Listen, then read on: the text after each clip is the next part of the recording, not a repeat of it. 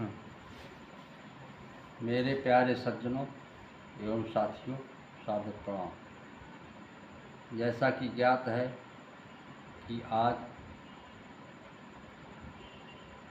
संत यात्रा का दूसरा पड़ाव है और आप लोगों के सहयोग से आज संत यात्रा एक निर्जन स्थान पे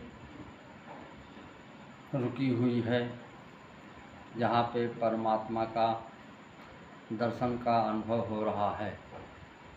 इस कविता के माध्यम से मैं पूर्ण रूप से परमेश्वर के दर्शन कराने की कोशिश करूँगा। परमेश्वर के विषय में कहा गया है, मैं शाश्वत अवशेष शून्य हूँ, नभ में, थल में, अतल वितल में, अनल अनिल में, पवन वेग में, मैं शाश्वत अवशेष शून्य हूँ। कहने का आशय ये है कि परमात्मा इस संसार में हर जगह कण कण में व्याप्त हैं, लेकिन लोग कहते हैं कि दिखाई क्यों नहीं देते। ऐसे तो हमारे सभी धर्मों में, वेदों में, ऋचाओं में, पुराणों की कथानकों में कहा गया है, रामायण में, रामचरितमानस में, कि भगवान कण कण में दिखाई दे रहे हैं, लेकिन वो दिखाई क्यों नहीं दे रहे हैं।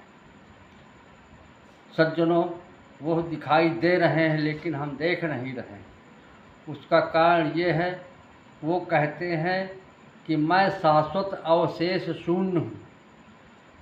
जहाँ वस्तु का और इस संसार के प्रत्येक चीज़ का वजूद खत्म हो जाता है, वहीं पे मैं रहता हूँ। जहाँ व्यक्ति का भरोसा, व्यक्ति का अपनी ताकत और व्यक्ति की अपनी क्षमता दिखाई देती है, वहाँ परमात्मा नहीं दिखाई देते।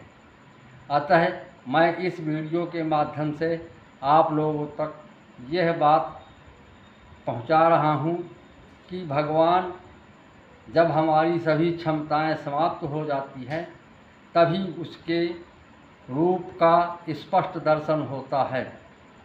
और मैं चाहता हूँ कि आप लोग कमेंट के माध्यम से बताएं कि यह कही हुई बात आप लोगों के पास तक किस भावना के अंतर्गत पहुँचती है।